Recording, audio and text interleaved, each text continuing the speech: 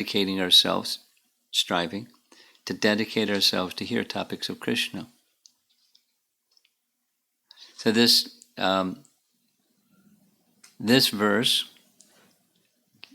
Jnane Prayasam, etc., is spoken of in Chaitanya Charitamrita. We mentioned this when we were just going through the prayers, the earlier part, but repeating it now. The question of Chaitanya Mahaprabhu to Ramananda Roy was, what's the goal of life and how to achieve it? Two things. What's the goal of life and how to achieve it?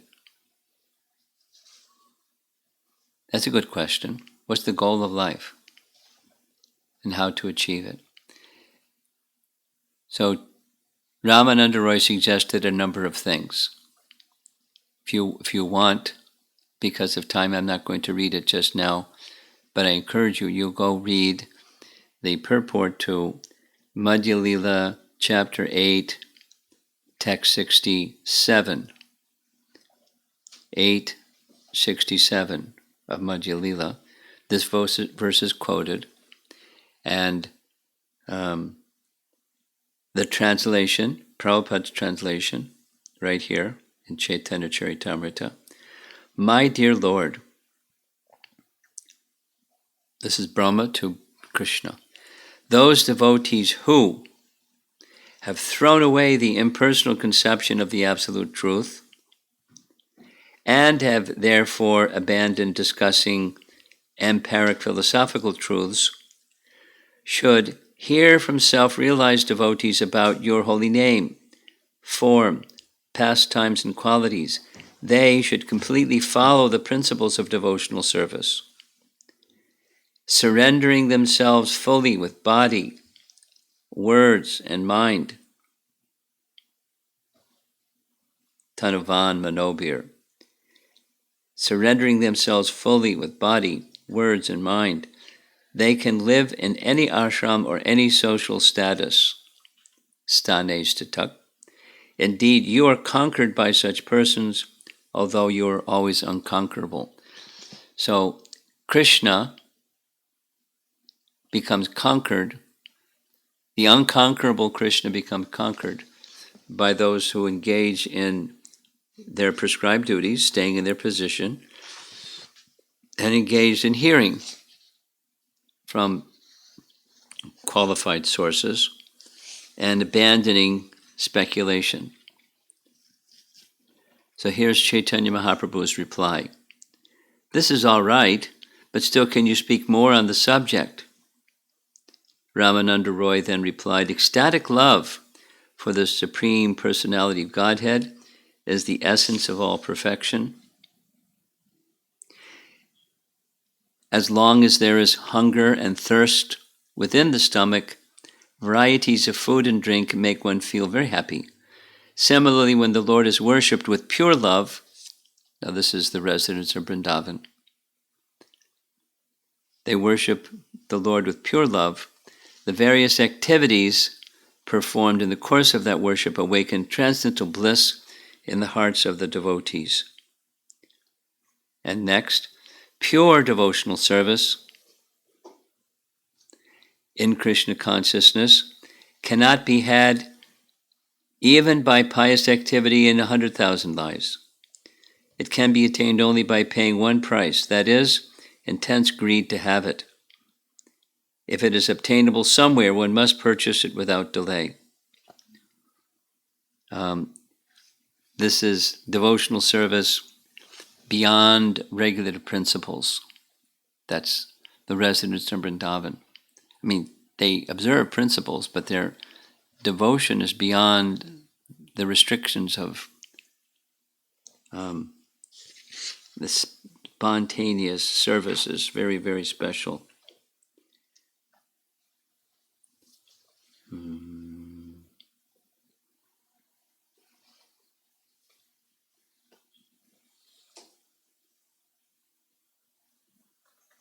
Pure devotional service cannot be attained by empiric philosophy, nor can perfection be attained simply by good association.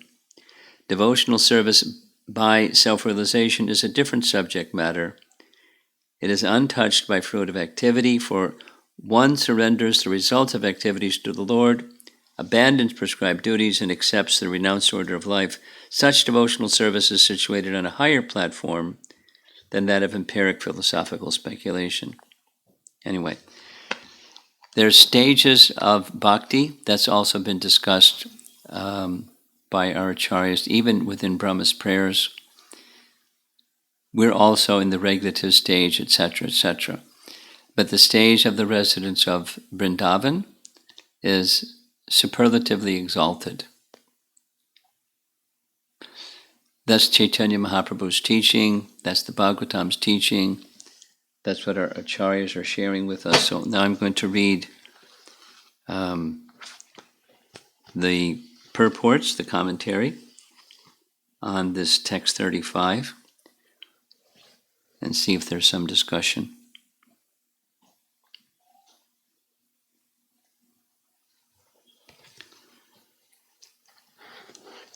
Krishna is considering, perhaps you do not want to say, if I can attain the dust of the feet of the inhabitants of Braja, but please answer one thing that I am asking now. What reward can you give to the inhabitants of Braja? This is the question I ask you. So this is Brahma speaking. I'll do it again. Brahma speaking to Krishna. Perhaps you do not want to say, if I can attain the dust of the feet of the inhabitants of Braja, but please answer one other thing that I am now asking. What reward can you give to the inhabitants of Braja? This is the question I ask you. Krishna replies, Brahma, though you are knowledgeable of the meaning of the Vedas, you cannot understand the answer? Brahma, our mind, not only my mind, but the Lord Shiva and the four Kumaras and others are bewildered about this. What is the state of our minds? Our minds have become bewildered trying to think of what type of reward you could give to them from anywhere or any time, as you are the final reward to all. And you have already given yourself as their son since eternity. But if there is some other thing you have worthy of giving, you should give it to them. But there's nothing else you could give them, since you've already given yourself. Thus our minds are bewildered. Krishna replies, O Brahma, you are really ignorant of the truth. Knowing they would manifest such astonishing, spontaneous devotion, I have in advance given myself to them as their son. They are satisfied with this. I am knowledgeable about what to do in the future. In this way, I have defeated you.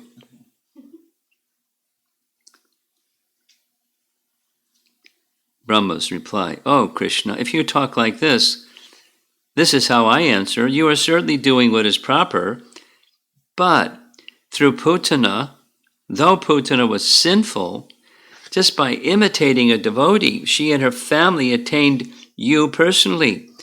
But the inhabitants of Braja, who gave up all attachments such as house, wealth, friends, objects, body, mind, for you, out of great affection, also attained you.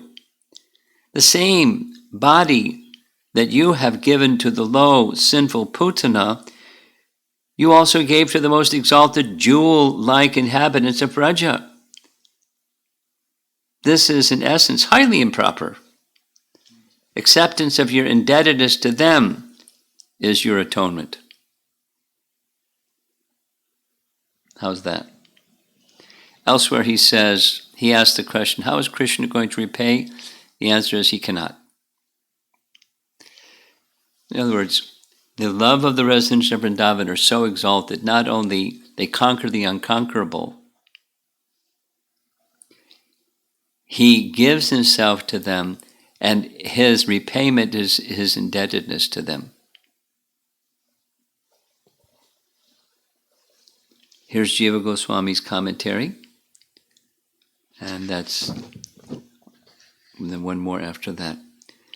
O Lord, what can you give to the people of Braja, whose houses, possession, friends, dear ones, bodies, sons, life, heirs, and hearts are dedicated only to you, since there is nothing superior to you or Braja, which you have already given them? Thinking of this, my mind becomes bewildered. You awarded yourself even to Putana and her family members because she wore the disguise of a nurse.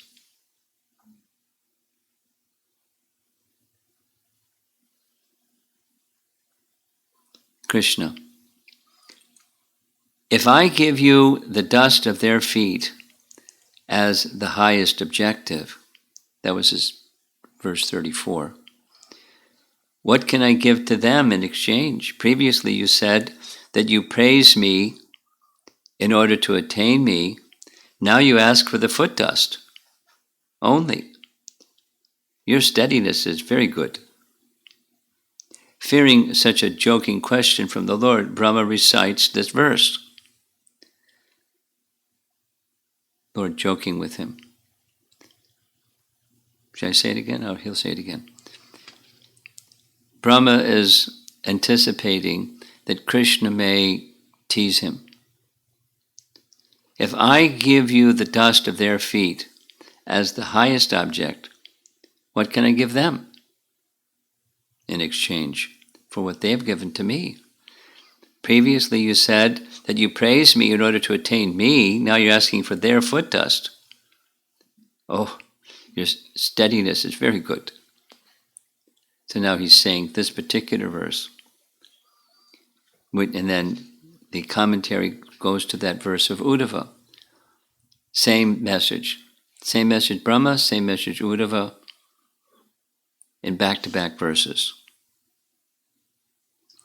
They're both in very exalted position, and they're understanding the merciful nature of Krishna, and the very, very, very, very, very 10 times very special love of the residents of Vrindavan. How will Krishna reciprocate with that? If Putana attained your shelter, what can be said of others? She, along with her members, past and present, attained you by your mercy. Others in her family, who are enemies of the Lord but obedient to her, attained the same Lord. However, Baka and Agha, wearing contrary clothing, attained only liberation. Only liberation. That the Agha attained Sayuja Mukti, that kind of liberation.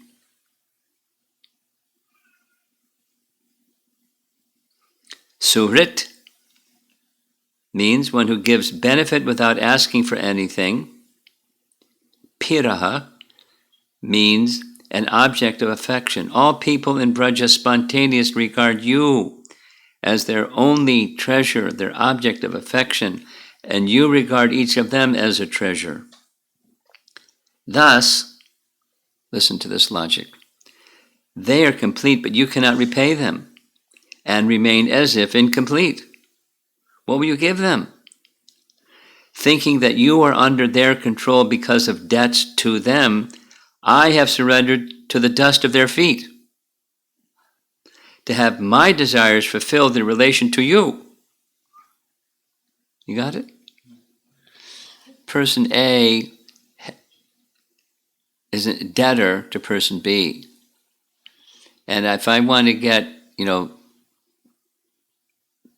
mercy of person A, I go to person B and collect some debt from person B so I can get the benefit of person A. I have surrendered to the dust of their feet to have my desires fulfilled in relation to you. It should be understood that there is an unfailing bond between Krishna and the people of Braja. Defeating the question at the beginning of this paragraph, Brahma presents the highest conclusion. What's that? The prema of the people of Braja, which controls Krishna, is the highest fruit. This ajita becomes jita. The unconquerable becomes conquered. And how does it? So that verse spoken by Brahma in the beginning of this chapter is speaking about the means to attain the goal, and the Brijbasis have attained the goal. And they're most elevated within that region of the goal. That is, they purchased Krishna, they control. They're not like, I want to control Krishna, so I think I'll be a Brijbasi. They're not thinking like that. But their love is so intense that they have purchased Krishna. He's obliged to them. I am their protector. That's what is being said here at the end. Here's Sanatana Goswami. Brahma is speaking. My mind is bewildered. It cannot determine with certainty. Controlled by debts to them, you give up persons like me and remain in Gokula. Thus my mind is bewildered with extreme lamentation and sadness. Putana, Baka, and Aga attained the Lord. Baka and Aga attained the Lord by his touch. Even though she hated the devotees, desiring to kill them, Putana and even her family members, who were famous for killing children, attained you. The reason was she gave her breast for feeding Krishna. This was already explained. One can only attain the Lord by having a favorable attitude to the Lord. But they didn't have a favorable attitude, except slight. Putana, slight. And she's the two brothers are her brothers, so they get her benefit. I mean, how merciful is Krishna? She was made to attain Krishna by becoming non-different from him, by developing a favorable attitude to him. The favorable attitude was she wanted to act like mother. Although the intention was to kill him, she had some, it's said, when she saw the beauty of Krishna lying in the crib, she was, such a beautiful child. Let me kill him. For just a moment.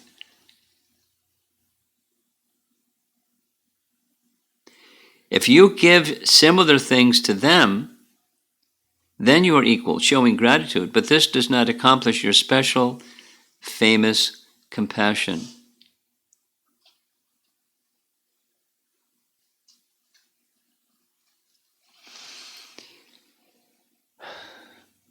So, what's being said here with this little summary? All of these verses, starting with text 31 to the end, it's just various features of the exalted nature of the residents of Vrindavan. He's in Vrindavan. This is Lord Brahma. He created a universe. In the home we were at yesterday, there's a young boy, he's reading a book about Elon Musk and his plan to go to space.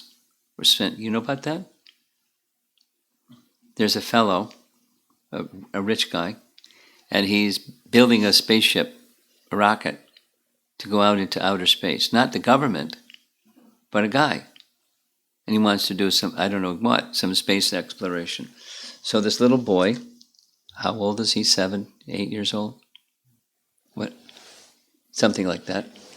How old are you? I'm 9. You're 9. So a couple years younger than you. He's interested in space travel. But, where does space come from? It's a product of Brahma. What Brahma's interested in is understanding the limits of the person who he got the power to create the universe from, and it's unlimited. So he visits him in Vrindavan and is appreciating A, Krishna's unlimited greatness, and B, the super greatness of the residents of Vrindavan. Because by their love, they have controlled, conquered, made Krishna their debtor. And the only way he can pay back is to remain indebted to them. He can't pay back. It's too much. I just stay your debtor. So he gives himself completely to them, and they give themselves completely to him, and it's most unique.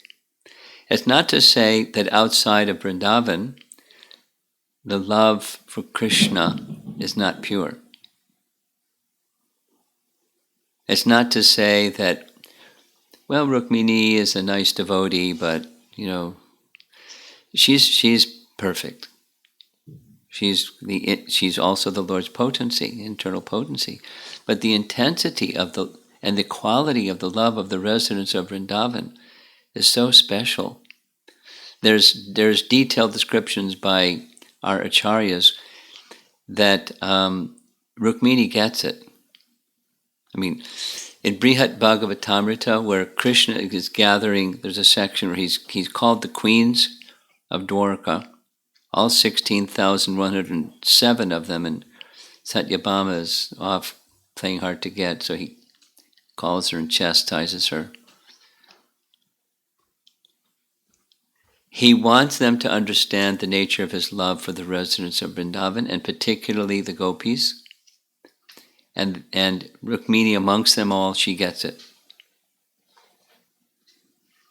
That is, their intensity of love is not that the queens don't have intense love.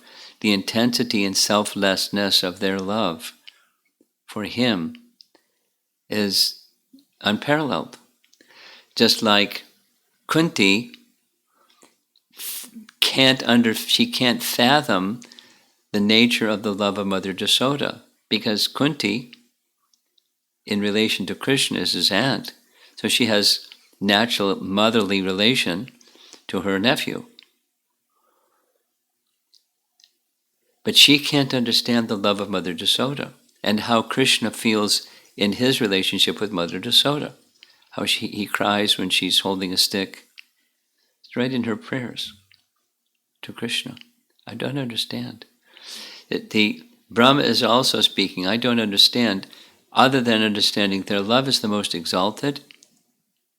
I want to get the dust from their feet, and by getting the dust from the feet, I'll get that quality of love for you, and when I have that quality of love for you, then I'll have the association of you. I want that. So rather than just asking for his association, he's asking for the dust of the feet of the residents of Vrindavan. But he's not just going up to them and asking for dust. He's expressing this extreme humility.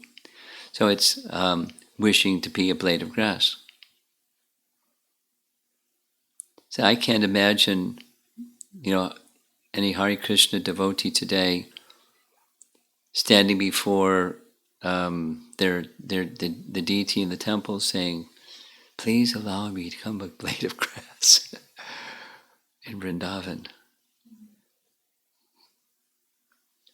But Brahma's praying like that, and Uddhava's praying like that.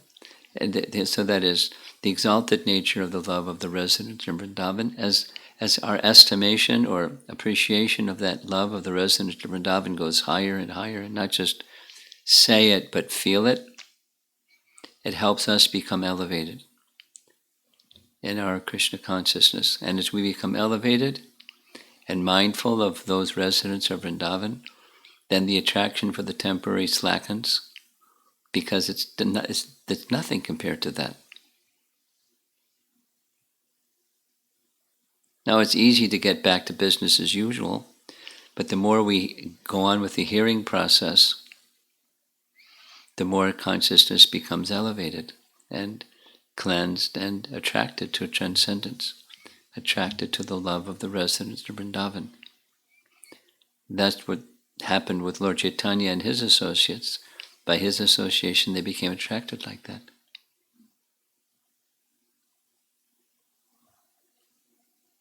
And similarly, his elevated devotees can awaken that attraction through sound.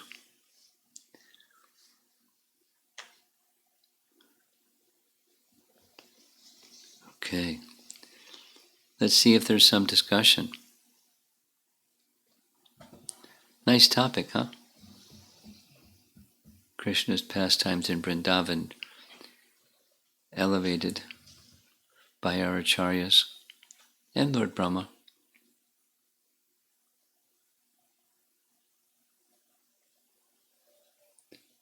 Swati has a question. He said, before the class was Go ahead. So I heard that some people say like they can like speak to Krishna. So You heard that people say something about Krishna. no, so like my mom said when she ever speaks to Krishna, she can feel that he's speaking back to her. So She speaks to Krishna and Krishna speaks back to her. yeah. Okay. So I just want to like know how how my mom can hear him. I don't know. You got a special mom. What language does she speak in? Did you ask her? Does she speak in Sanskrit? Does she speak in English? Does she speak in Hindi? I don't know which language because she knows. Ask her that question. What language does she speak in? Not what she, but when Krishna speaks back to her, what language? I think she speaks Not you, your mom. Your mom speaks and Krishna speaks back, right? yeah, So what language does Krishna speak back in? probably Sanskrit. Sanskrit.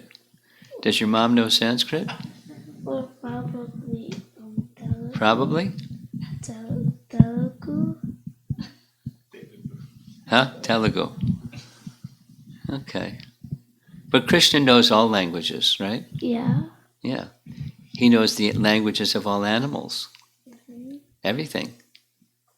Because he's the source of everything, so he knows everything. You have to ask your mom what Krishna says. What's the Krishna channel that she tunes into? She mostly like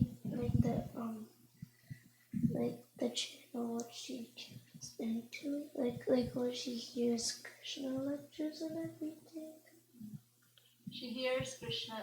She hears lectures about Krishna. That's what she is hearing. Oh, lectures about Krishna. Oh, okay. Okay. Then it's in English. Most likely. Okay. Do you listen to lectures about Krishna? Sometimes. Not so often. Uh-huh. Okay. Anything from your father? Hare Krishna Maharaj. As in the lecture you said, like the unconquerable Krishna can be conquered by exhibiting ecstatic pure love for him. Yes. Similar to the residents of Vrindavan. Yes. So, in my case, like I have accumulated so much of dust all through these years, right? So, and so much of impurity within me. And how can I really render pure devotional service to Krishna? By becoming pure, then you can render pure. The how-to is in the verse. It's two main things. Leaving aside, throwing far away is the literal meaning. Udapasyanamanta eva, throwing far away the speculative tendency, and three things. Staying in your position, stane statak, so you're a householder and you have an occupation, etc., etc. So you don't have to leave that to the side, you'll leave the speculation to the side. And then commit yourself or invest time, energy, thoughtfulness in the hearing process from qualified persons. And that's the purification. And then from the purification, then the dedication of body, mind, and words. Tanu van manobir, body, mind, and words. So that's how to become pure. And when one becomes pure, by that becoming pure, one can conquer the unconquerable Krishna. He likes one who tries to do like he likes for his pleasure. So that's how that purification comes. Is that right? Thank you, Maharaj. Yeah. You can go back and look at the verse. It's 10:14:3, or it's in Chaitanya Charitamrita also. Madhya Lila 8, text 67. A very important verse. Very important verse. Maharaj, one more question. Mm. Are the emotions at the subtle level or the gross level? If emotions Yeah. that are at subtle level or gross level? Well, their emotion itself is on the subtle level, because the mind is subtle. But they act through the gross level. I mean, you read Nectar Devotion, like when one becomes angry, the fist becomes clenched. I mean, they're physical symptoms that are indicating the emotional symptoms. And that's the science of rasa, is one can understand the ecstatic mood based upon physical expressions. Yeah? Or there's this saying, the face is the index to the mind. You've heard that one before? Yes, ma'am. So someone looks, astonished, or someone looks angry, or someone looks happy, or someone looks sad. So that the emotion is the subtle, but it manifests itself in the external realm as well. But it's driven by the subtle. So emotion is in the subtle level.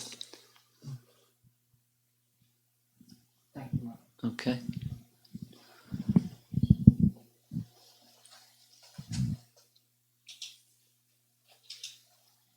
This is Radha's question, Atulya Mataji's daughter. Are all the wives of Krishna expansions of Radharani? All the gopis are expansions of Radharani.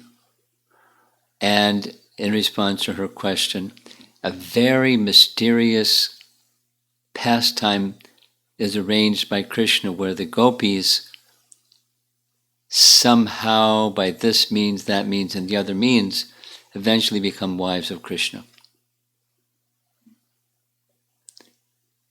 It's very mysterious. So not yes, but in a mysterious way. And this is Kim Sharma, Mataji. Is it fair to conclude then that ultimate spiritual desire should be to become a humble blade of grass in the holy dham of Vrindavan? Well, not the ultimate spiritual desire. The ultimate spiritual desire is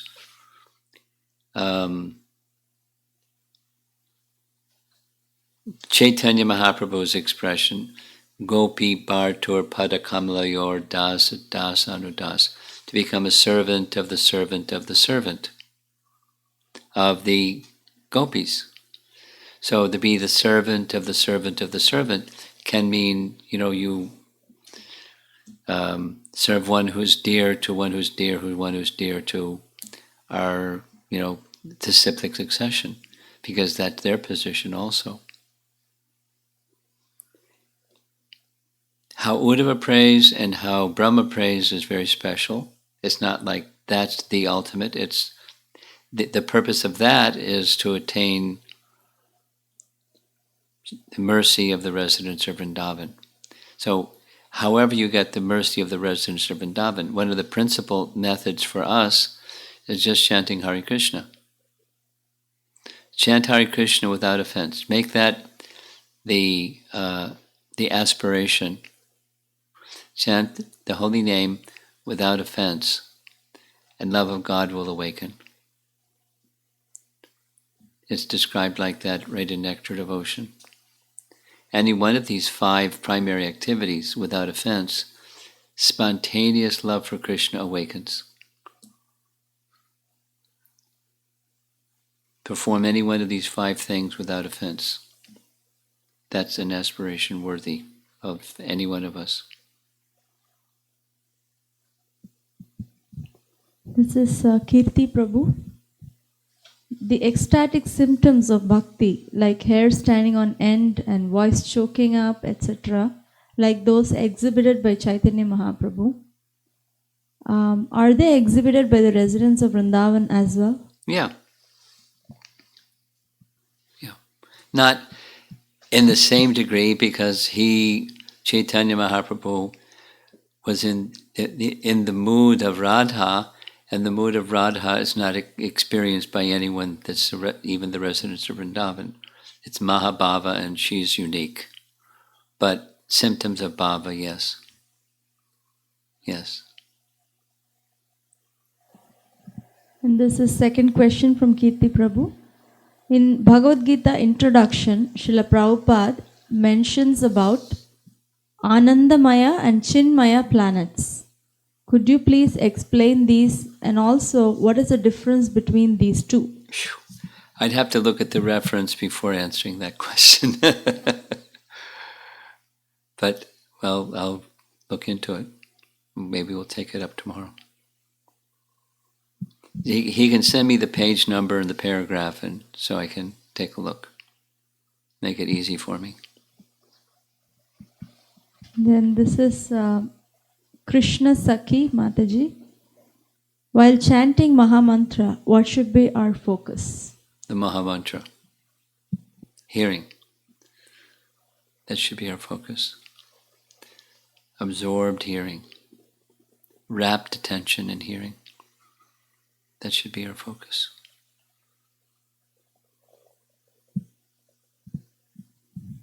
This is Sasireka Mataji. After hearing Krishna Katha, consciousness gets elevated.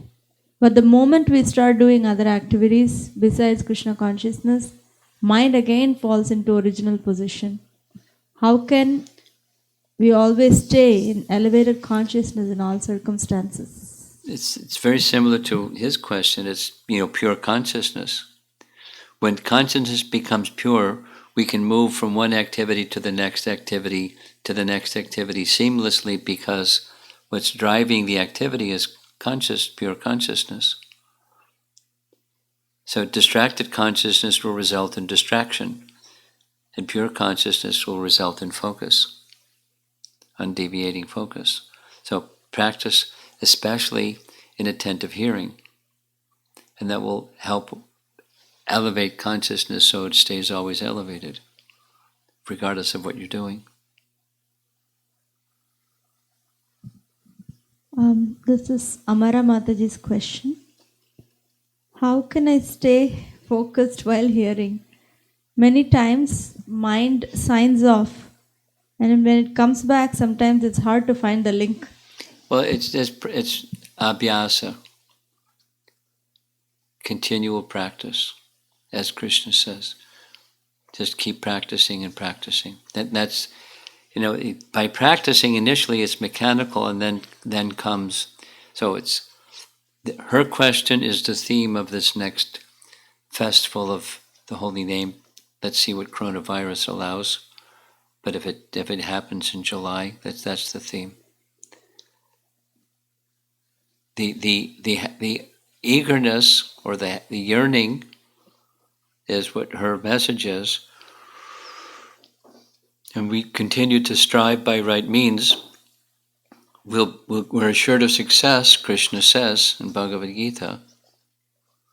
And then we need enthusiasm. Striving by right means with enthusiasm.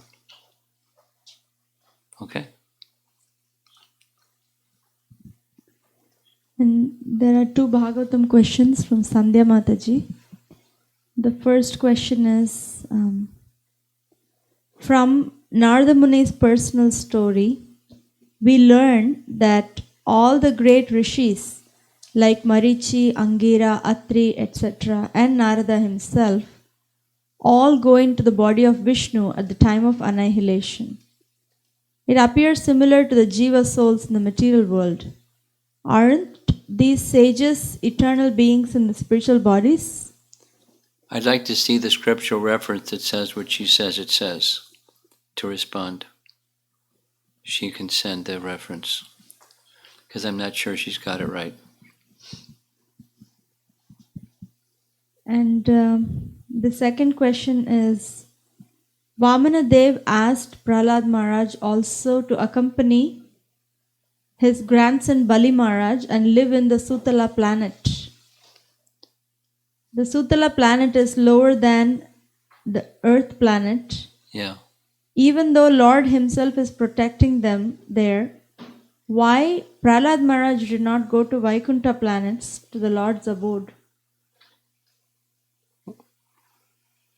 He wants, well, what he does what the Lord wants him to do, and eventually he goes to the Vaikuntha planet. That's described in the section, the 7th canto section of Prahlad.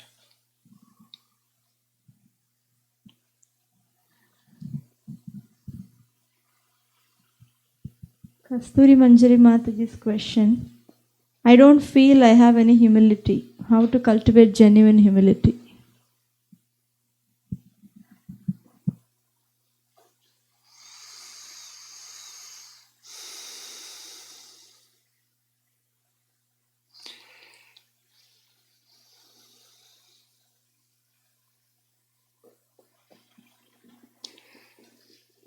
There's different ways of answering that question. You know, the reality, to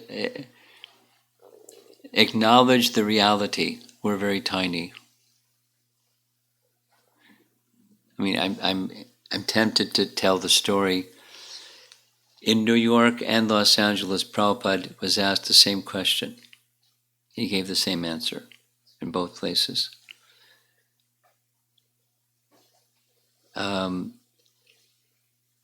Prabhupada's answer, he drew the big picture. He said, in the spiritual world, there's unlimited vastness of spiritual sky and unlimited spiritual planets, and that vastness of spiritual sky, and the largest of all those planets is Goloka Vrindavan. And in one corner of this vastness of the spiritual sky, there's a cloud of the material energy called Mahatattva. And in that cloud that's in one corner of the vastness of the spiritual sky, Mahavishnu reclines on the causal ocean. And from the pores of his body come unlimited numbers of universes. And amongst those unlimited universes, there's one universe in which we are at present. And in that one universe, there's countless numbers of planets. And one of those planets is the Earth planet. And the Earth planet has 7 continents, and one of those continents is North America. And in North America, one of the countries in North America is the United States. And amongst the United States, there's one state called New York State. In New York State, there's one city called New York City. And New York City has so many streets, and here we're standing on Mott Street, and you're asking me, how can I become humble? Or in the Los Angeles, it was, the state of California and the city of Los Angeles, and so many buildings, and here we in one building, and you're asking how to be humble. We're tiny.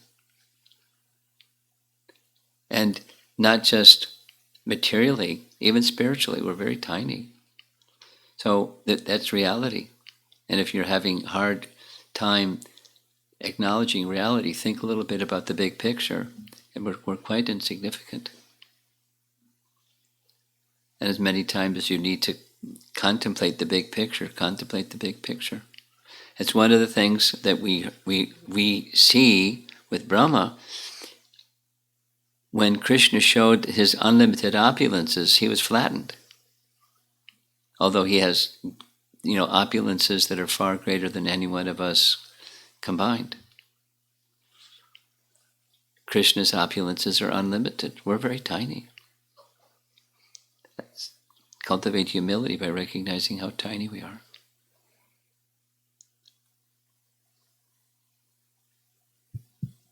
This is Ashish Yadav Prabhu. Did Krishna ever go back to Vrindavan after he left for Mathura to kill Kamsa? Yes. Jiva Goswami describes. And he describes in his Bhagavatam commentary, after he killed Kalanemi, he went back. Because he killed Kalanemi just outside of Mathura city, and so Krishna decided to go into Mathura city. He went in Brijbasi attire. He spent some time with them. He made arrangements for the expansions from the heavenly kingdom to return to the heavenly kingdom, and the devotees to go into their uppercut position before he departed this world. So, yes. And in Gopal Champu, there's a whole section where he also describes Krishna returns to Vrindavan.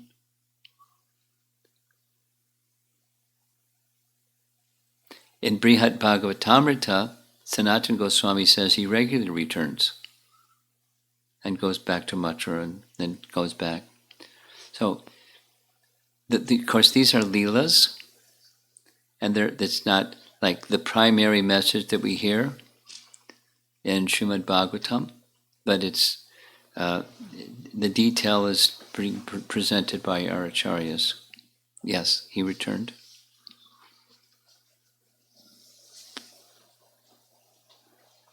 Keep going.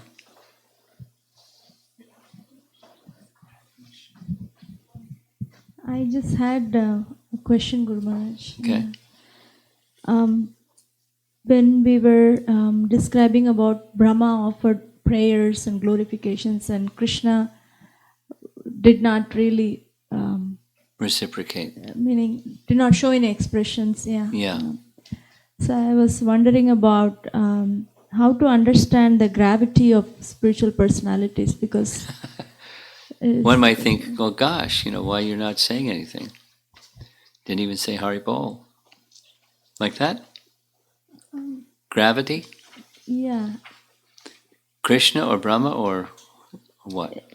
Devotees, general? In general, because even when I was reading about Bhaktisiddhanta Saraswati Thakur's meeting with Gaura Kishore Das Babaji Maharaj, he was very grave in the beginning.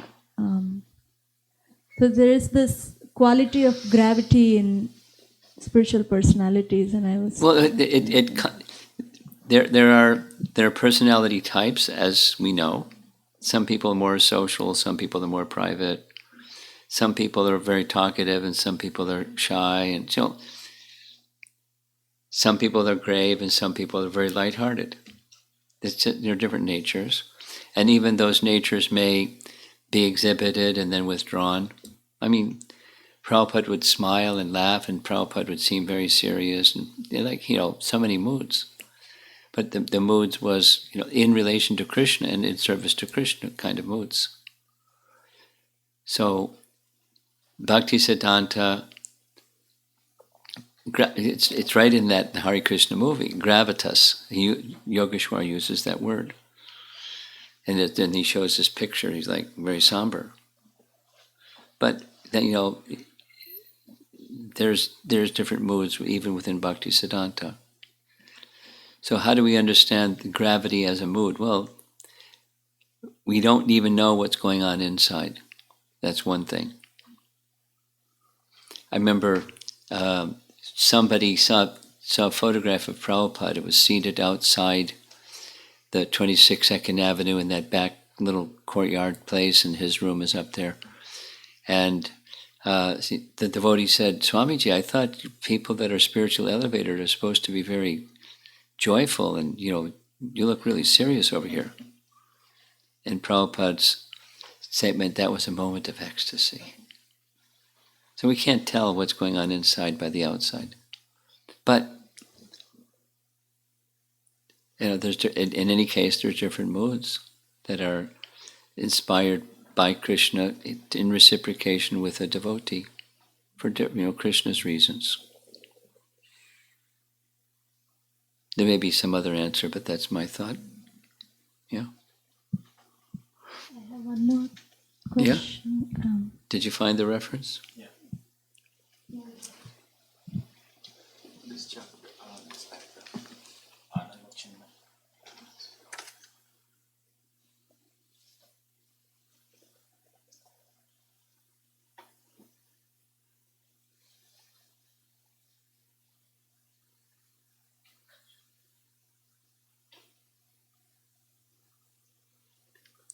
I don't see it, so I'll discuss it later. That's okay. I'll discuss it later.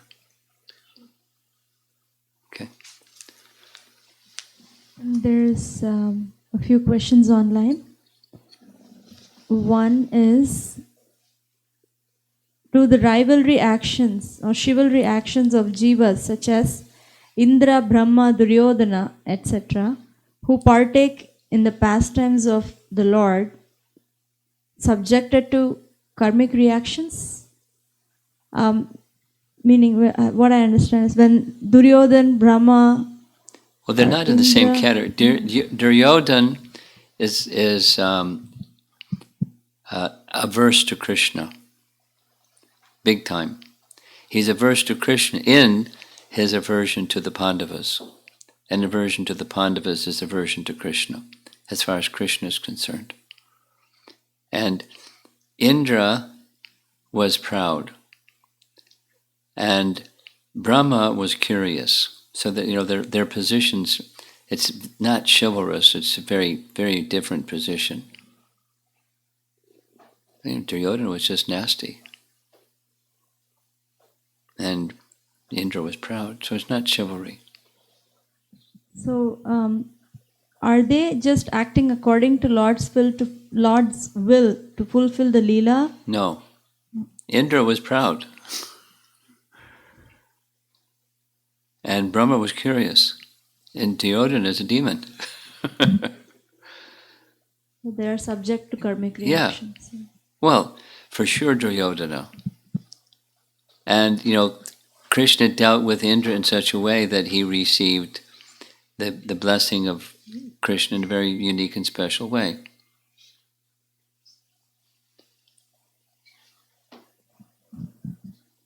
And this question is from Natavara Prabhu's daughter.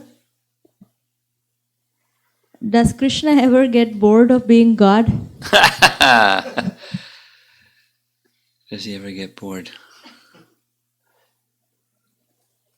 Is boredom, one of the emotions that is part of Krishna's repertoire? Boredom sounds, I would think boredom is just a negation. Probably there's a spiritual emotion that's not boredom, but boredom is the perverted reflection of a spiritual emotion, some spiritual emotion. Because everything here has its counterpart in the spiritual world. So he, in one sense, when he was not so much interested in the elevated prayers of Brahma, but wanted to go again take part in the pastimes with the cowherd boys, he patiently heard. Doesn't mean he was bored. We might get bored. Someone goes on and on and on, like we want to go have fun.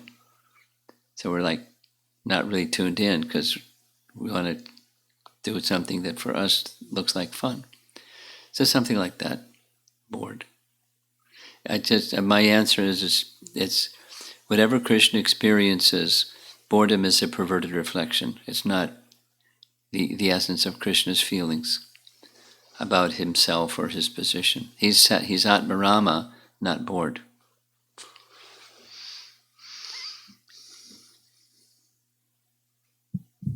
There's one more question that I have, Guru Maharaj.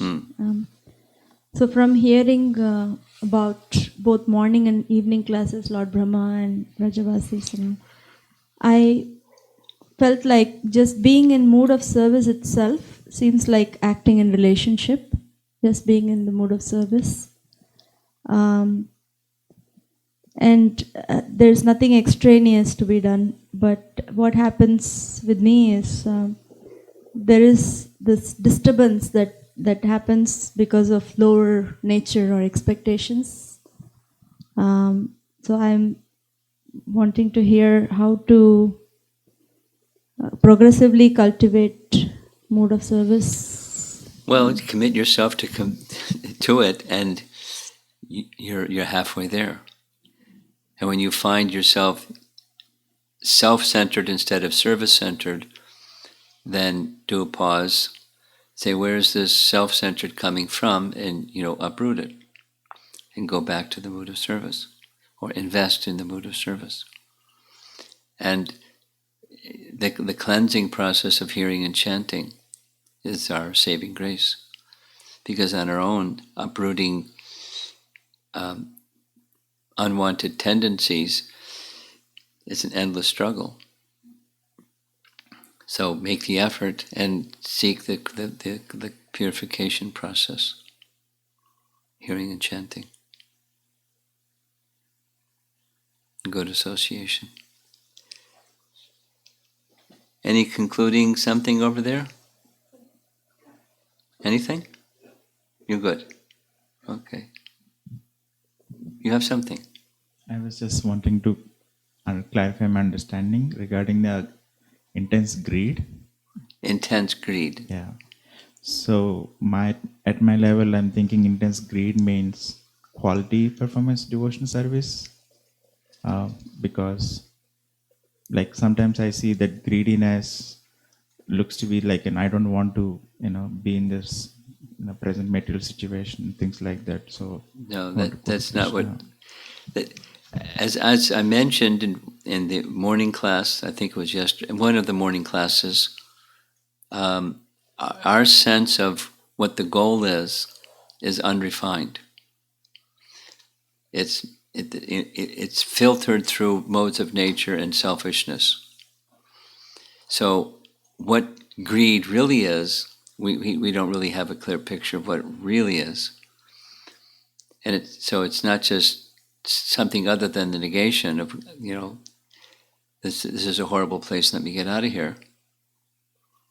And I'm greedy to get out of here. But it's in another platform altogether. Therefore, it's a little, let's just say eager or enthusiasm.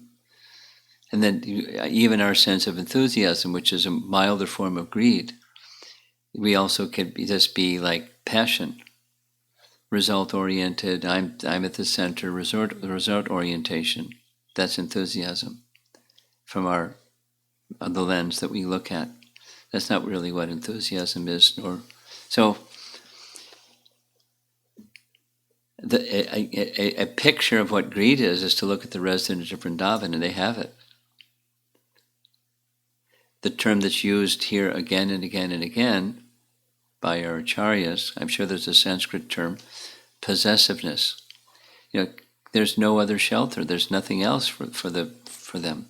That's greed.